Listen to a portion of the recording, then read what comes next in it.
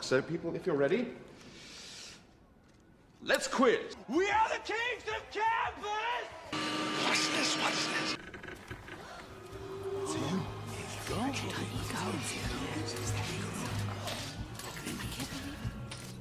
I will return tomorrow night with high expectations.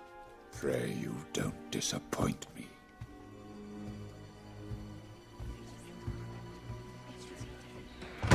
The Dark Knight Rises.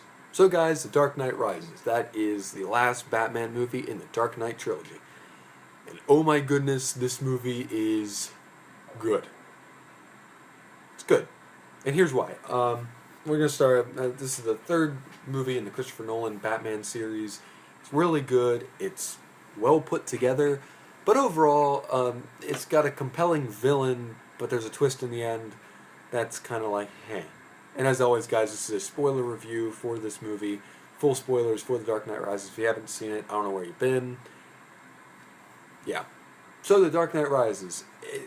It's a good movie. It is a good movie. And it incorporates some new characters. It takes place about 8 years after the events of The Dark Knight.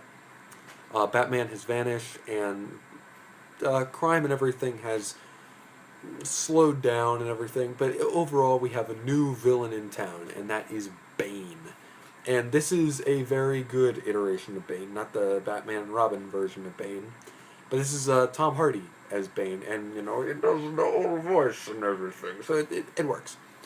But it doesn't do the Tom Hardy mumble and everything, but like it does in The Revenant, but you get a really good interpretation of that character finally, but the way he's killed off in the end, it's bad. It's you're looking for this epic fight between Batman and Bane, and it's just like, it's okay. Oh well. Again, we also introduce Catwoman into this as Anne Hathaway. I'm not a huge Anne Hathaway person. Maybe it's just me, but I don't think she's that great and everything. And personally, to me, her part in Les Mis, I didn't even like it. So, like, I'm not a huge Anne Hathaway person to start out with. But I think she did a decent job with this character. It's probably the second best Catwoman we've seen. I personally like Michelle Pfeiffer's better. I think that's a better version of that character comparatively. But overall, I think she does a decent job. You have Jason Gordon-Levitt in there who plays Robin, basically. Blake, and it's okay. It's okay. It's not a great movie. I mean, what happens is Bane eventually gets his hands on a nuclear warhead, basically, a nuclear reactor. But the nuclear reactor, if it's not hooked up properly or something, what can end up happening is it eventually will blow up, and the only person that knows how to do it is this guy that ends up getting killed. So basically Gotham is basically under attack by a nuclear warhead, and it's kind of weird. And then Batman ends up getting his back broken, and he's sent into like a pit somewhere in the middle of nowhere, and then somehow he comes back to Gotham, and it's kind of weird. But in the end, we get the Bat Wing or Batmobile that flies or whatever. Yeah, that's what you end up getting in this movie, and it's okay. I saw this movie in the theater with my sister, and I came out really liking the movie. I've watched it since, and it while it holds up and everything, it just, a lot of the elements for me don't work as much as, say, The Dark Knight or Batman Begins. I think it's a worthy third movie. It's like, to me, it's the Christopher Nolan Batman trilogy is literally the original Star Wars trilogy. First one's great. Second one's fantastic. Third one is good. I mean, that's really what it is. And I think I'll give this movie an 8 out of 10 because it is a good movie, and it's not a bad movie, but it just has some inconsistencies that kind of just throw you off. It's also a bit too long. I mean, it's a long movie, and it takes a while to get to the actual nitty-gritty stuff. There's some cool cameos and cool things in there. Like you see Crane, the guy who's the Scarecrow from the first movie.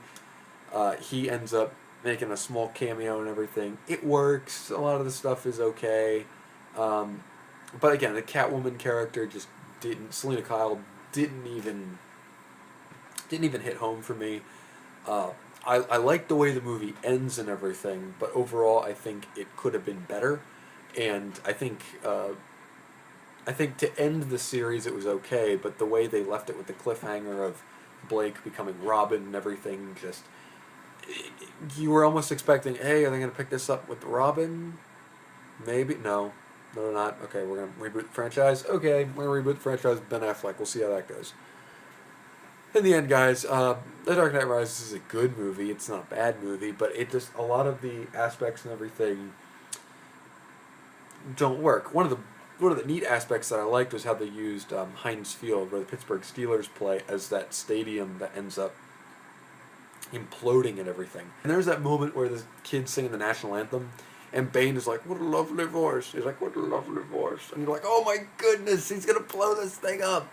And then he blows it up, and all of a sudden, like, all around Gotham, mayhem goes. And Gotham literally was New York City. Like, they didn't even, like, create, like, a CG Gotham. They created, it was just New York City shots. Which I'm kind of hoping they don't do that with Batman vs. Superman, but in the end, you know, it's what it is. So, guys, the Dark Knight Rises, what do you think of it? Comment below what you think. Like this video, subscribe to my channel, continue watching my Superman reviews that should be coming out, the finishing up of those. And as always, guys, thank you for watching my videos, and I will see you all next time. Goodbye.